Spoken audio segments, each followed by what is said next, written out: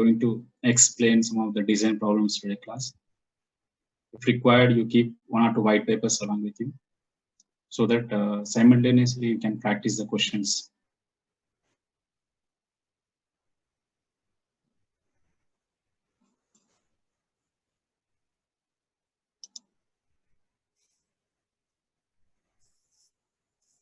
Dr. Kishore, is the screen is visible? Sir, visible, sir. Everything is fine. Yes. So let me brief the summary, whatever I covered in the previous class. So yesterday we discussed power screw, what is a power screw applications, power screw advantages and disadvantages, various forms of threads. And later we have seen the different terms associated with the power screws. And after that, so I derived 2 equations. So torque required to lift the load, torque required to lower the load. So now, today, I'll begin the session with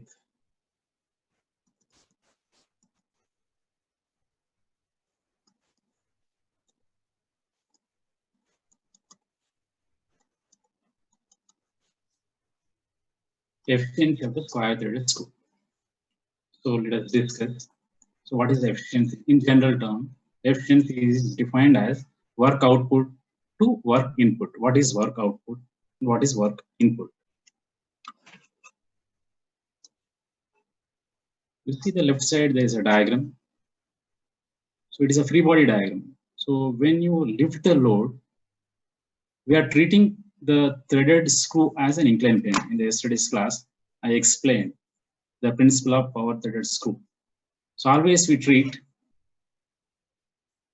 power screw as an inclined plane. When you unwound one helix for its one complete turn, it looks like an hypotenuse of the right angle triangle. So that hypotenuse is called as an inclined plane, having alpha as an inclination. So now, when load is being lifted, so what is the work output?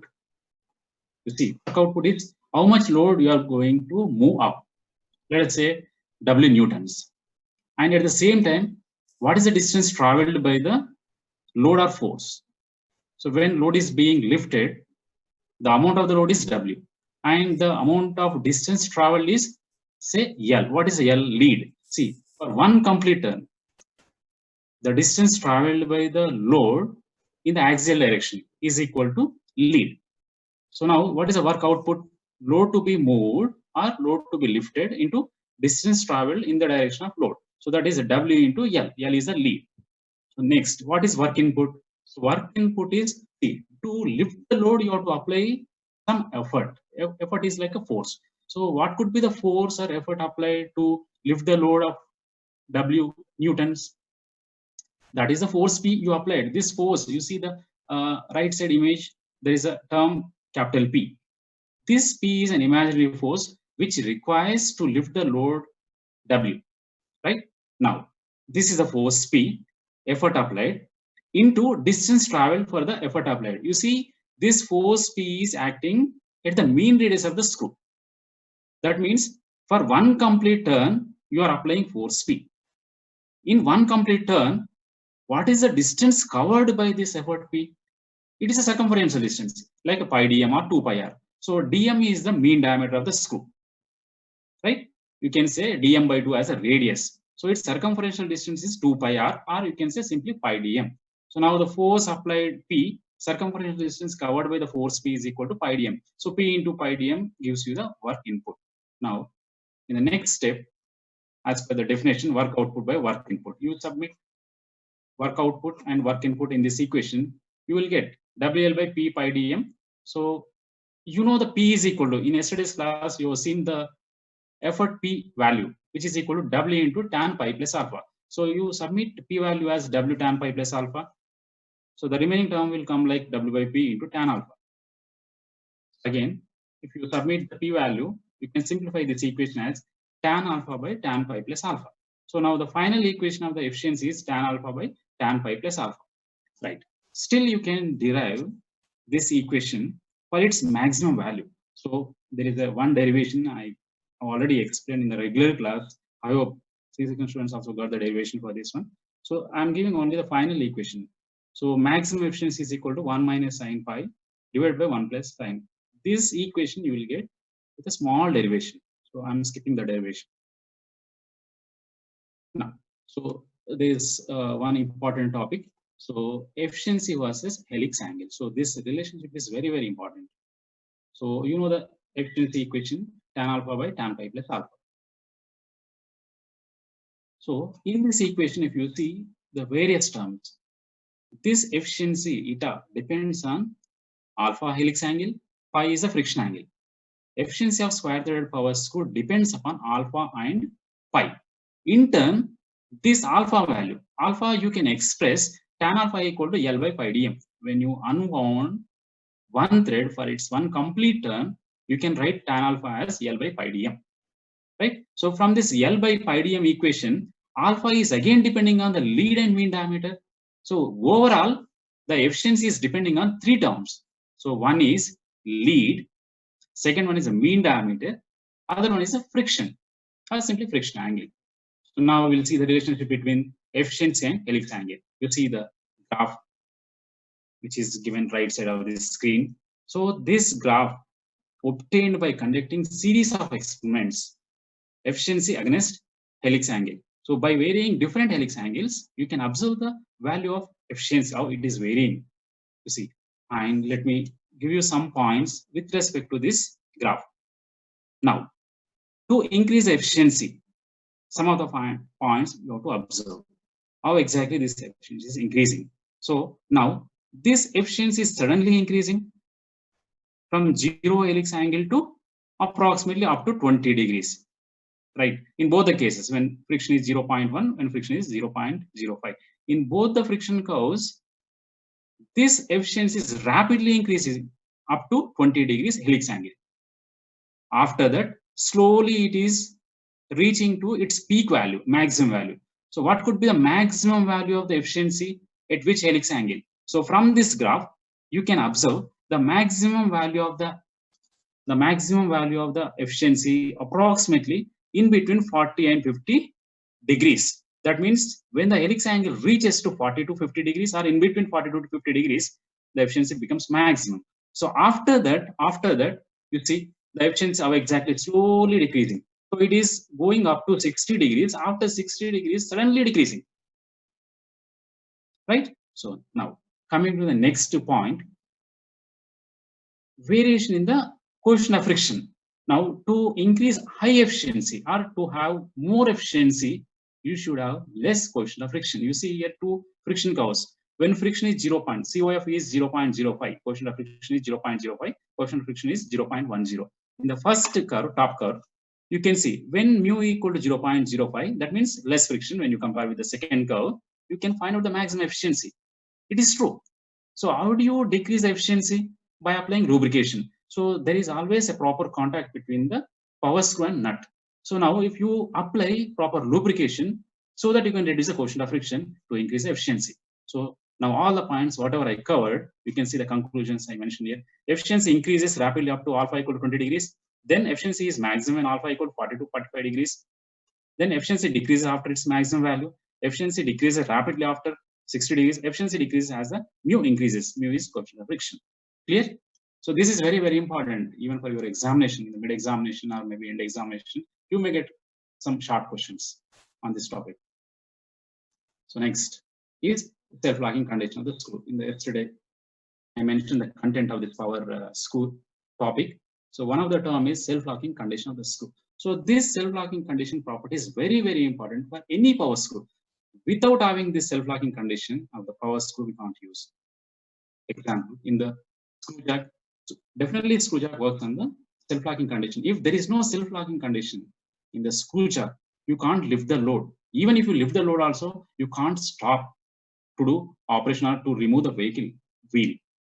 To remove the vehicle wheel, you have to lift the car axle and you have to stop for some time to replacing the wheel and to removing the wheel and replacing with a new one. So this stopgap period is required. This stopgap period is provided by imposing self-locking condition in the screw.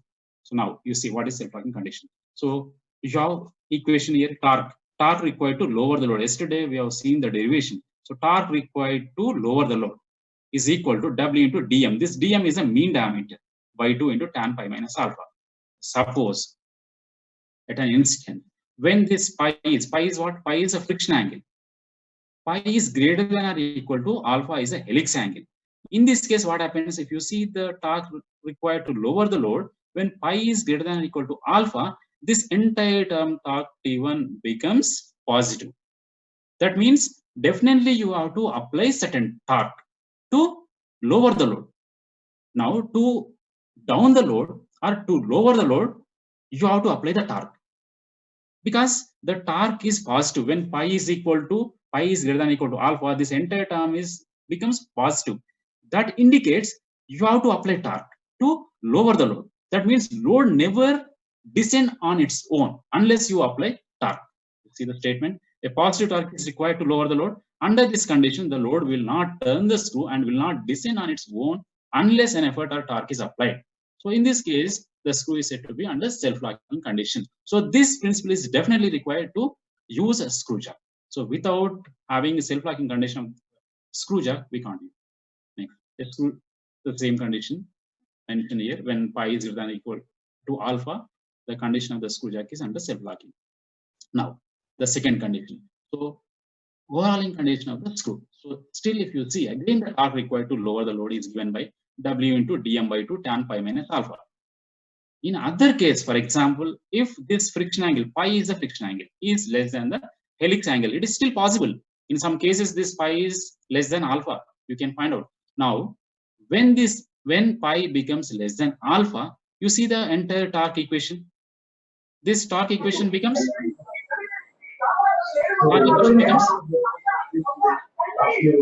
negative.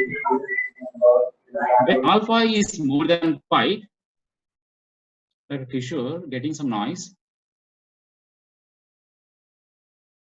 Yeah. Sir, I have unmuted him. Okay, right.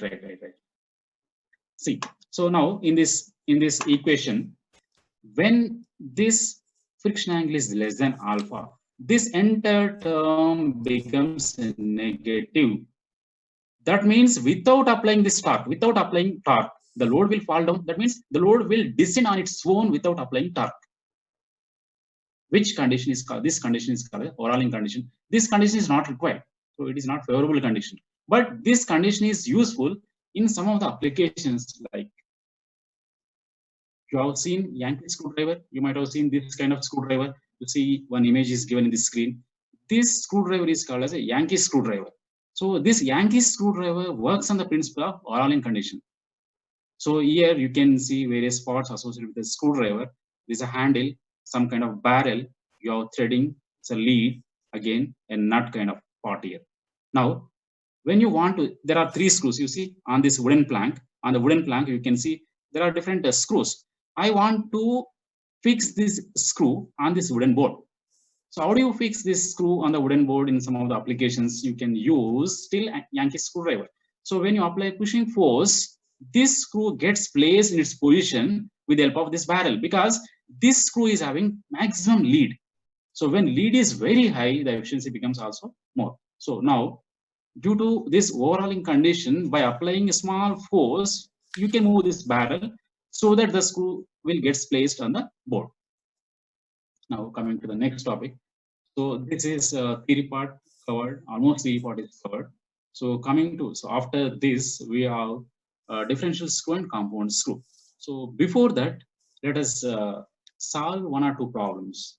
So students, you try to get calculator and keep 1 or 2 papers, and you need not write anything, just you try to solve the question. So I may not give you maximum time. So for one problem, I'll give you maximum 4 or 5 minutes. Clear? So don't write anything. Still you are interested. If you are interested, you can take the snap of this problem. So let me read out the question. The nominal diameter of triple threaded power screw is 50 mm, while the pitch is 8 mm. It is used with a collar having outer diameter of 100 mm and inner diameter as 65 mm. The coefficient of friction at the thread surface as well as at the collar surface can be taken as 0.15. The screw is used to raise a load of 15 kN. Using uniform wear theory for collar friction, calculate torque required to raise the load, torque required to lower the load, and the force required to raise the load if applied at a radius of 500 mm. So this is a problem already we solved in both the sections, I guess. Now listen anyway, once again. Now let me write the given data first. As I don't have a blackboard, let me explain this problem with the help of simple steps. Just now I prepared. Solution, you first I'll write the given data. As usual, always I used to write the given data in the before solving the problem on the blackboard. So you write the given data. So here D is equal to nominal diameter, which is equal to 50 mm, pitch is equal to 8 mm given. D1 is diameter, one diameter, and D2 is the second diameter, inner and outer, you can say. So corresponding radiuses are mentioned in the brackets. So there are two frictions. You see here in this given data, there are two frictions, mu and mu1. Mu is the coefficient of friction between the screw and nut. Listen carefully. Mu is the coefficient of friction between the screw and nut. Mu1 is the coefficient of friction between the screw and collar. So in the question he asked, you have to consider the collar surface also. That means you have to consider the collar friction into account. When you take collar friction into account, you have to treat T2 as the torque required to overcome the friction between the screw and collar. Next, so W is given as this is a load to be lifted, 15 kilonewton, which is equal to 15,000 Newton. Now, for this first simple terms, yesterday in the class I mentioned some of the terms related to power screw. Mean diameter, I have to calculate mean diameter first. So mean diameter of the screw you can calculate using the simple equation. Dm is equal to D minus 0.5. So 50 minus half of the P. P is 8 by 2, 4, 50 minus 4 is 46. So 46 mm is the Dm. Next, coming to the helix angle. So you require helix angle. So how do you calculate the helix angle? So from the principle of power screw, when you unwound one thread for its one complete turn, from the trigonometric principle, you can write tan alpha equal to L by pi dm. So this is not dm, d suffix m. So L by pi dm. If you submit L value and dm value is 46m. What is the L? L is equal to lead. But this question you see in the first line of the question is a triple threaded power screw. So in triple threaded power screw, lead becomes 3 times pitch. If it is a double threaded power screw, lead is equal to 2 times pitch. If it is simply single threaded power screw, lead is equal to pitch, and so on. Right? If you submit the values, you will get the alpha helix angle as 9.429 degrees. Next, I need friction angle also. So friction angle is pi. So this pi can be expressed as tan pi. Right? Mu value is known. Mu is given as 0.15. You submit mu value here, you will get the pi value. So pi becomes 8.531 degrees. Clear? So I'll go to the next screen. So now, what is the first bit? You have to calculate torque required to raise the load. Now, so in this case, in this problem, you have to consider both the frictions, mu and mu1. So first, I'll calculate the torque required to overcome the friction between the screw and nut. So what is the equation required to find out the torque to overcome the friction between the screw and nut? So this is the equation we derived in the previous class. So now T1 is equal to W dm by 2 tan pi plus alpha. You have all the terms. You submit all the terms in this equation, you will get the T1 value. I'll get the T1 value as you can verify. So you'll get this value in Newton mm. Clear? Be careful with the units. To get the torque T1 in Newton mm, you have to submit W values in newtons, dm is in mm, and pi alpha are in degrees. Clear? Okay, next. So torque required to raise the load means combination of two torques. Torque required to overcome the friction between the screw and nut, torque required to overcome the friction between the screw and collar. So how do you calculate the torque required to overcome the friction between the screw and collar? So in the question itself, you have to assume, he has given one condition, you have to assume uniform wear theory for collar friction. There are two theories. In the yesterday class, I mentioned to find out the T2 value, we have to use two theories of values. Sorry, two theories. One is a one wear theory. Second one is a pressure theory. Uniform pressure theory, uniform wear theory. In the question, he asked to use only uniform wear theory. So according to uniform wear theory for collar friction, you have T2 value as mu1 WR. Here mu1 is the second CYF. This is CYF between the screw and collar. So where this capital R becomes R1 plus R2 by 2. This R1, R2 values are given in terms of diameters. You submit all the values, you get the T2 value. T2 is equal to 92812.5. This is the torque required to overcome the friction between the screw and collar. So likewise, you have one more torque to overcome the friction between the screw and nut. So now put together these two torques will become the net torque. Now Now, what is the total torque required to overcome the friction between the screw and nut and collar? That is equal to T equal to T1 plus T2. You add this value with the second torque, you will get the net torque as 204,643.56 Newton mm. So here I'll wait 4 or 5 seconds. You can take the snap of this entire screen once.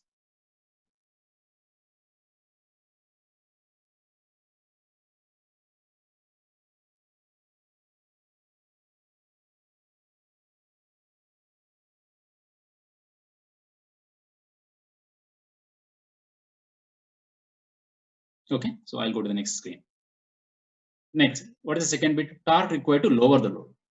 Similarly, I'll calculate first torque T1 when load is being lowered. So this is the equation we have to use. For this equation, all the terms are known. W is known, dm, you calculated pi and alpha also known.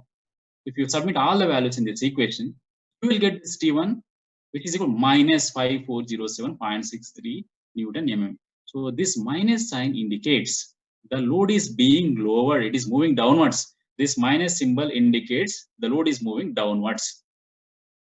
Next, when collar friction is considered, not in all the cases we consider collar friction, depending on the question given. So in the question, he asked to consider the collar friction. That's what we are considering collar friction in the calculation of the torque. So now the same equation, T2 equal to mu1 WR. So I think the value is also same. There are no terms changing in this equation. So T2 becomes 92812.5 Newton mm. Now, similarly, what is the net torque, total torque required to overcome the friction between the screw, nut, and collar? If you add this torque with this torque, you see the symbol and here symbol minus. This minus you have to subtract accordingly. Don't take it as a positive while adding T1 and T2. So you will get T is equal to T1 plus T2. So the net torque becomes 87404.87 Newton mm. Okay, so you can take the snap. I'll wait for 4 or 5 seconds.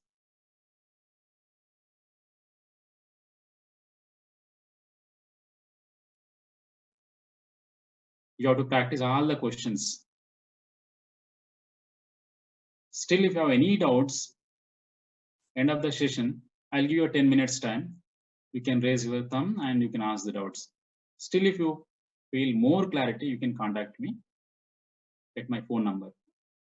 For C-section students, you please take my phone number from your teacher, Dr. Kishore, or else from your friends of the D-section. Next, orbit. Force required to raise the load if applied at a radius of 500 mm. So how do you calculate the force required? It is like an imaginary force still. So now in the first case, W is given, load is given. Now I want to apply the force to lift that load if this force is applied at 500 mm distance. Very simple. Now what is the total torque required to lift the load? The first bit answer is total torque required to lift the load. In this equation, you see force P into distance between axis of the screw and end of the lever where force is applied, which is equal to total torque. See, there are total 2 torques. Which torque we have to use? See the question here. Force required to raise the load, not to lower the load. Total torque required to raise the load. Here you have to use the torque which you calculated for raising the load, right? Which is equal to the torque you applied at the end of the lever. So the lever distance is 500 mm. So now the mean radius looks like 500 mm. So force into this distance becomes a torque which you are applying. So what is the torque you obtain to overcome the friction between the screw and collar? 204,643.56. Left side value is a torque you applied to get this external torque. Now P into 500 equal to 204,643.56. So from this you can find out the P value. P is equal to 409.3 newtons. Take the snap of the screen.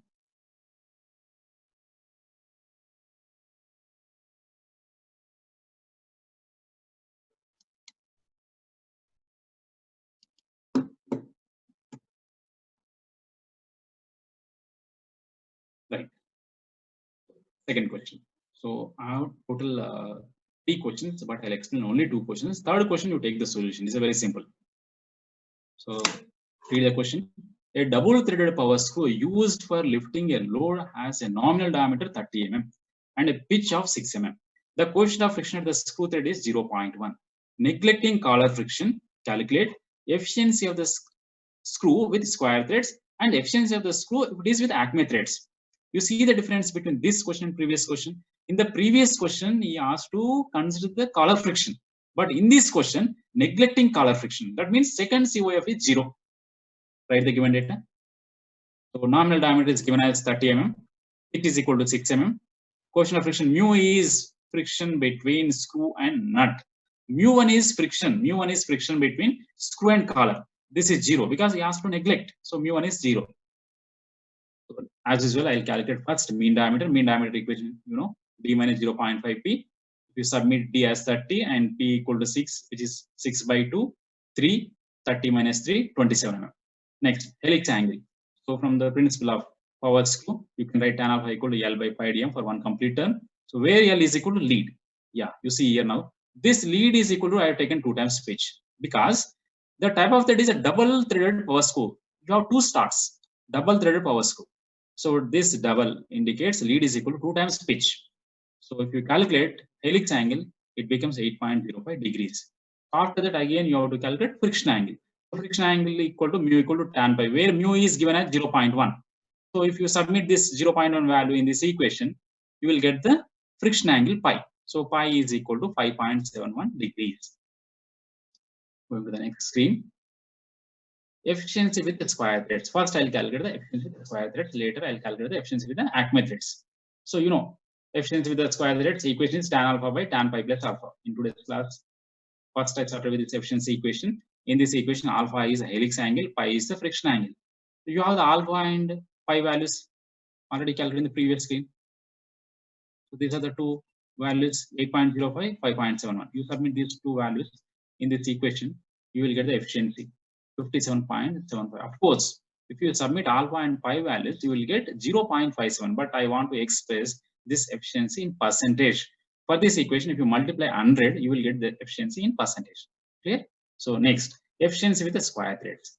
Efficiency with the Acme threads. Sorry, already we calculated efficiency with the square threads. The second one is efficiency with the Acme threads. So this equation I have not given in the previous screens.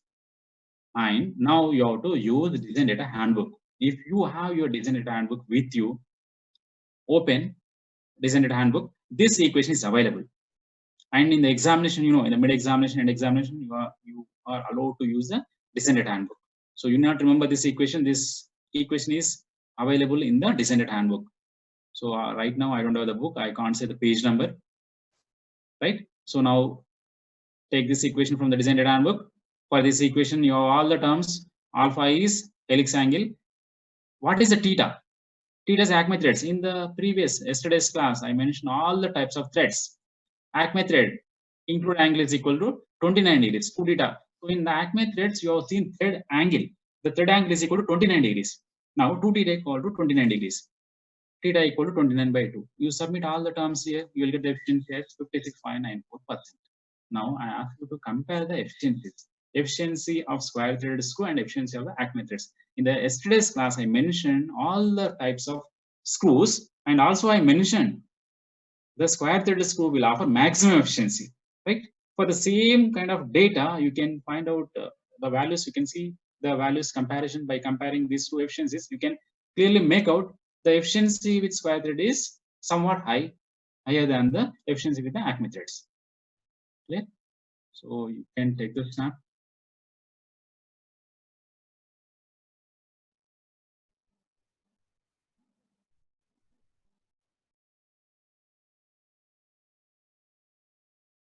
Okay, right. This is the third problem. I will not explain third problem because if I explain this third problem, so I have to take one more class to cover the design of power screws. Today I will wind up this design of power screws. I may take extra 10 minutes today. So you please take the solution. It's a very, very simple solution, simple question. And this solution is available with the D section students. I guess C section students also solve this question. If C section students are not solved, you take the solution from D section students. Otherwise, you take the snaps. I'll give you the solution. So you take this. Yeah, you take now. To take the snap for this screen.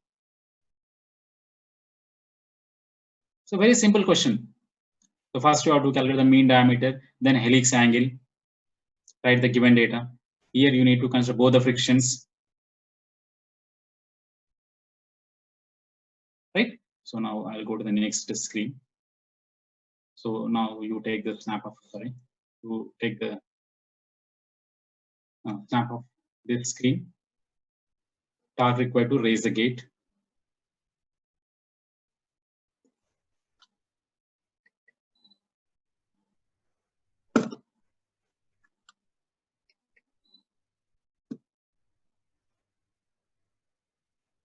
Right. So next screen. Yes, you take the snap of the screen.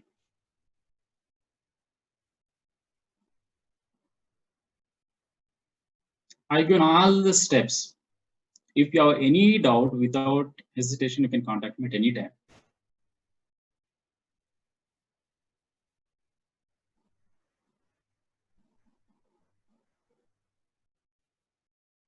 Right?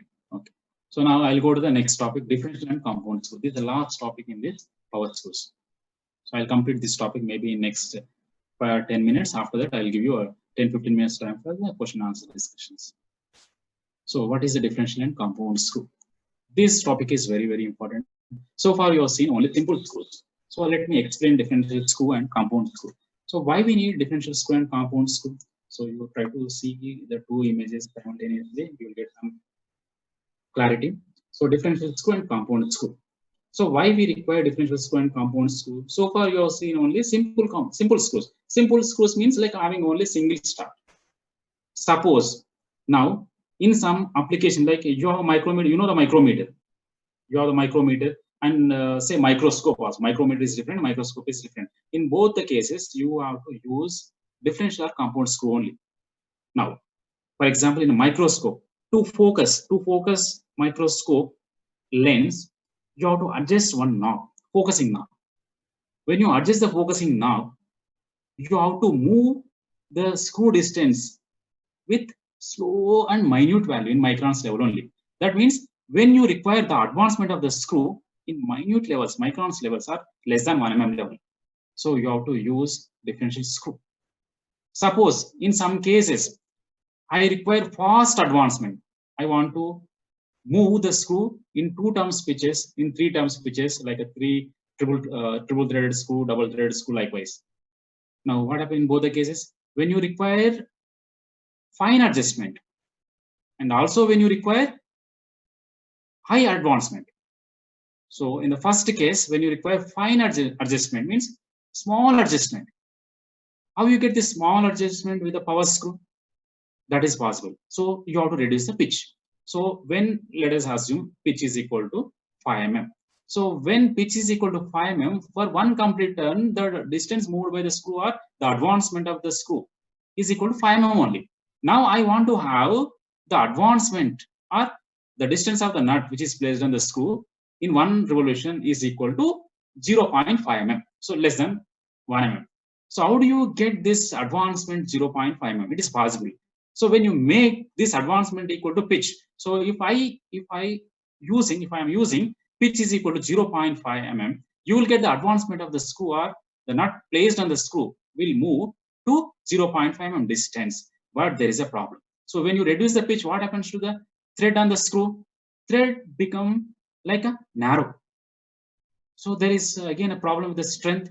When thickness of the thread at the core point is very less, thickness is less, thread becomes automatically, the strength of the thread is very poor.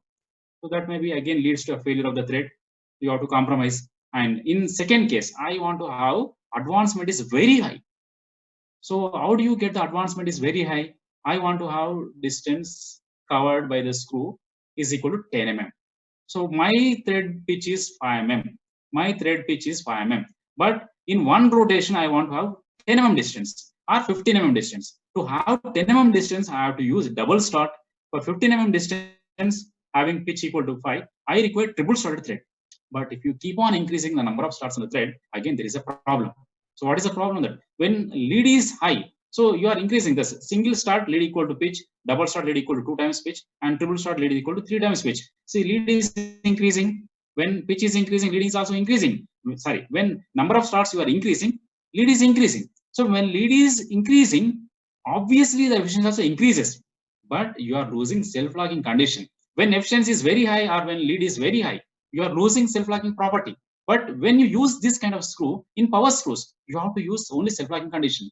That means you should have only less lead or less pitch. Clear? So now you have to compromise. So for that purpose only, we have differential and compound screws. I hope I'm clear now, right? So you have differential screw and compound screw. Let me explain what is differential screw now. You see the construction, geometrical construction. So first I'll explain differential screw. Now, this differential screw, you see the different construction geometry. This differential screw is defined as a composite screw consisting of two screws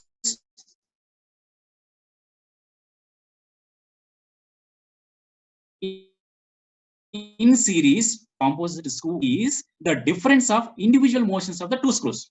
Is there a big definition? Still confusion is there. Let me repeat again. The differential screw is defined, arranged in series such that the resultant motion of this composite screw is equal to the difference of individual motions of the two screws. So now let me explain in detail with the help of this figure. Now, this differential screw or composite screw consists of two screws. You see this image, S1. S1 is equal to screw 1. S2 is screw 2. Now, for S1 screw, this S1 screw, you have pitch equal to 4 mm. This pitch is equal to 4 mm. For example, only you take the example of this figure. These values are only just for example. P is equal to 4 mm. What is RH here?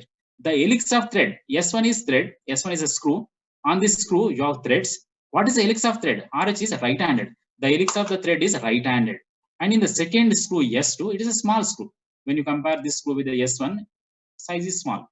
This S2 screw is having pitch equal to 3 mm. Still, its hand is helix, and helix is right-handed only. Now, here capital N is a nut, and F is, let us assume it is a frame or body, and you have a handle, knob. Now, I'll turn. See, you see this image from right side of this one. So when you see this image from the right side, from this side, you turn this handle for one complete turn. So now we'll see what happened. When you turn this handle for one complete turn, so likewise, like this, when you turn this handle for one complete turn, the screw S1 which is directly connected to this handle will move 4 mm distance in the axial direction towards left side. At the same time, you see the screw S2 having pitch 3 mm. This screw will move towards right side on the frame, and you see the nut rotation is prevented here. The nut rotation is prevented, but still it can move in the axial direction on the frame. This nut rotation is prevented, and you can see in the side view, and this nut can move in the axial direction on the frame. Now, what is the distance covered when you turn this handle for one complete turn by this screw S2? S2 will move 3 mm distance towards right side. S1 will move 4 mm distance towards left side. That's what this is. Arrangement is like that only. So now, what is the net distance covered in one turn? 4 mm minus 3 mm. So my distance or my advancement is only 1 mm. You see, that's what I got the fine adjustment. Having pitch equal to 4 mm and pitch equal to 3 mm with the two screws, that's what is called as a composite screw, I can able to get 1 mm advancement. That is possible, right? So with the help of this differential screw, you can have still fine adjustment. You see the second one is a compound screw. Compound screw, differential screw, geometrical orientation, more or less same. Only the difference is here the hand of helix. One screw is having right hand helix, second screw is having left hand helix. That is the only difference you can find out from these two images. Otherwise, principle is same. So let me define the compound screw. Compound screw is defined as a composite screw consisting of two screws arranged in series such that the resultant motion of the composite screw is equal to the sum of the individual motions of the two screws, S1 and S2.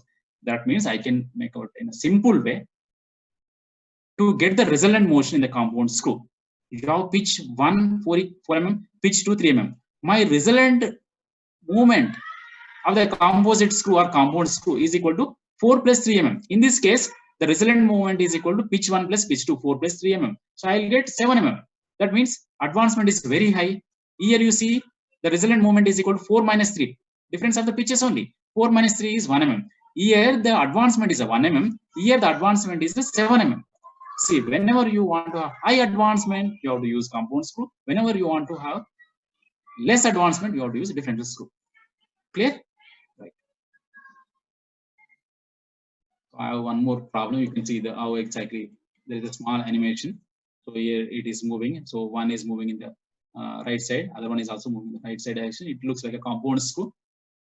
So it's like a micrometer. That's what I mentioned, micrometer. You know this micrometer principle. There are two scales to get fine adjustment. Fine adjustment, you can use differential screw. So this works on the differential screw principle only. Even microscope also works on the differential screw principle. So now I have one problem. So almost it is a 4. So I'll take a 5 more minutes. So that I can complete one problem. There are two problems on this topic. So I'll take only one problem. Second problem you can solve. Anyway, it is given in the assignment. I'll talk to assignment regarding. Right. Differential and compound screw design problem. Now you write this question. Don't write, please. You take the snap. A differential type screw jack is shown in figure. In this construction, the two screws do not rotate and the nut is rotated by the operator by applying a force of 100 Newton at a mean radius of 500 mm. The coefficient of friction at the thread is 0.15. Calculate the load that can be raised, the efficiency of the screw jack. Okay. Take this now. Right. Right. As usual, first you write the given data. So P is equal to 100 Newton. P is equal to 100 Newton. That is a load to be lifted. Length of the handle or main radius is given as 500 mm. Mu is equal to 0.15. You see, better you see the previous diagram. So this 500 mm is the handle length, or you can say radius. This is W is the load to be lifted. I assume as P value. Okay, and this friction is equal to 0.15. And this is the differential screw. This differential screw consists of two screws. See this image. This screw is screw 1. It's RH. Right hand helix. 50 is the major diameter. 12 is the pitch. Similarly, the second screw, right-handed helix, diameter is 50. Pitch is 8 mm. See, there are different pitches.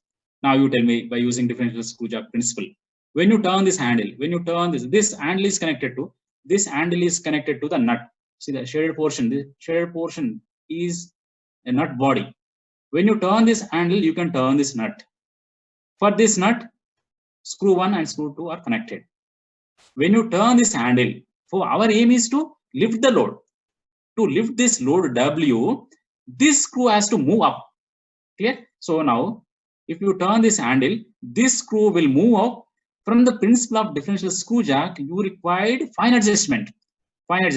So definitely when this nut turns for one complete turn, this screw will move up. At the same time, this screw will move downwards. Then only you will get the fine adjustment. Now, what is the final movement or final distance covered for one turn of this handle? So my final distance is 12 mm minus 8 mm. So pitch difference is 12 minus 8 mm is the advancement of the screw for one complete turn. So coming back to the operation. Now, for the upper screw, there are two screws, upper screw, lower screw. Upper screw, you can see the image, you have already taken the snap side by side. And for that upper screw, D equal to 50 mm given, pitch is equal to 12 mm. Now I'll calculate again mean diameter, helix angle, friction angle, mean diameter equal to, for this data, dm equal to d minus 0.5, 44 mm, and helix angle is equal to tan alpha equal to L by pi dm, where L equal to P. So listen, he has not mentioned about number of starts. Number of starts is only single start thread. So we have to assume. Yeah, because no, that's what, when lead is less, then only you can get the fine adjustment. So tan alpha equal to L by pi dm. So alpha equal to 4.962 degrees. Friction angle mu equal to tan pi. You will get the angle as 8.531 degrees. Now, what is the torque required to overcome the friction with this data? So my equation is WDM by 2 tan pi plus alpha. Listen, why I use this equation? T1, why can't you use pi minus alpha? For the upper screw, I'm talking about the upper screw. You see, this is the upper screw. For upper screw, I'm calculating the torque because upper screw is moving up. It is moving upwards. That means load is moving upwards. Load is being lifted. So now T1 equal to WDM by 2 tan pi plus alpha. In this equation, if you submit all the terms, you will get the T1 value is 5.277 W. So W is unknown. You have to calculate the W value. This W is unknown. T1 equal to 5.277 W Newton mm. So next screen. Now for the lower screw. Now I'll see the data for the lower screw. D equal to 50 mm, P is equal to 8 mm. So mean diameter of the screw, you know, from this equation, it comes as 46 mm. Then helix angle, tan alpha equal to L by pi dm. So where L is equal to lead equal to P, it is not given. We have to assume as a single start only. You will get the value of alpha as 3.16 degrees. Next friction angle is mu tan pi. You will get 8.531 degrees. Now, torque required to overcome the friction. This is the torque required to overcome the friction for the lower screw. Lower screw is moving downwards. That means load is being lowered. So for this, you have to take pi minus alpha. Because the differential screw works on this principle only. One screw is moving up, other screw should move downwards only. So now you submit all the terms, you will get the torque T2 as 0.16 W. Next, going to the next screen. Adding the two torques for upper and lower screws and equating with the external torque. What is external torque? External torque is obtained by applying force P. You are applying force P on the handle at a distance of 500 mm. So this external torque is equal to 100 into 500 mm. So 100 is the force applied on the handle, which is connected to the nut, and the distance between axis of the screw to the handle where we exactly apply the force equal to 500 mm. Now the external torque is equal to 100 into 500 mm Newton mm. So which is equal to torque required to overcome the friction between the upper screw and nut, and torque required to overcome the friction between the lower screw and nut.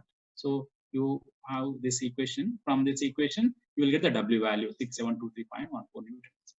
Okay. Next, coming to the next one, the efficiency of the screw job. So simple equation again. How do you define the efficiency? Is a simple work output by work input. So work output by work input into 100. If you want to have the efficiency in percentage, you multiply with 100. How do you get the work output? So what is the work output? So how much load you are going to lift? What is the load to be raised? W only. This W value you are lifting. So load to be raised during the movement of this load in the upward direction. What is the distance covered by this load for one complete turn? That means advancement of the screw in one revolution. What is advancement of the screw in one revolution? It is going to equal to the lead, or it is equal to the distance. It is a differential screw. Differential screw, the resultant movement equal to the difference of the two pitches. You see here, 6723.14 is the load, and this is advancement. If it is only single simple screw, you have to take only one pitch given. As it is differential screw, the resultant advancement is equal to the difference of two pitches, 12 minus 8. Coming to the work input. Work input is now. So how much torque you have to apply? How much torque you have to apply to raise this load 6723.14? So now I have to apply torque equal to 100 into, because I am applying 100 newtons force. At what distance? 500 mm, because 100 length from the axis of the screw to the force 100 newton applied. The distance is 500 mm. So 100 into 500 mm is the torque. So what is the angle turn for one turn? It's a 2 pi radians only. Don't confuse. Actually, this is a force into distance covered by that force. Now you actually have taken 100 into 500 mm into 2 pi. 2 pi is angle turn. Otherwise, also you can write like this: 100 mm is the force into pi dm. So mean diameter, circumferential distance. Circumferential distance is 2 pi r. 2 pi r. R equal to 500 mm. Or pi d. Pi into 2 into 1000. From the same principle, you will get torque and angle turn in one revolution. You submit all the values, you will get the efficiency. If you multiply with 100, you will get the efficiency 8.5%. You take the snap of this image.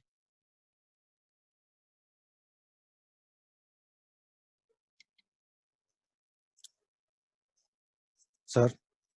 Yeah. 3P3 raising hand. Yeah. So just after 2 minutes, I'll stop the session. Okay. Okay. Thank you for your attention. Yeah. So listen. So already I given assignment number 2. For D section students, I have given assignment number 2. I guess I have given this assignment 2 in the first week of March. If I am correct, this assignment I have given to D section student in the first week of March. So you try to complete that assignment as early as possible. So when I come for the next class on this coming Wednesday, I may ask you to submit the soft copy of your assignments. Clear? So anyway, Dr. Kishore will explain the assignment to the C section students. So if sir is interested, sir, Kishore sir. Sure, sir. Anyway, this assignment we both only prepared, right? You can ask your students also to write. So Okay, I'll mail you that assignment. Okay. Okay. So now you can give time for question answers. 3P3. Sir, good morning, sir. Good morning. Sir, అది problem అది అర్థం కాలేదు sir. సరే, Which problem? A problem అర్థం కాలేదు? ఇంతకు ముందు చెప్పింది సార్ లాస్ట్. Differential screw దా? Differences. సార్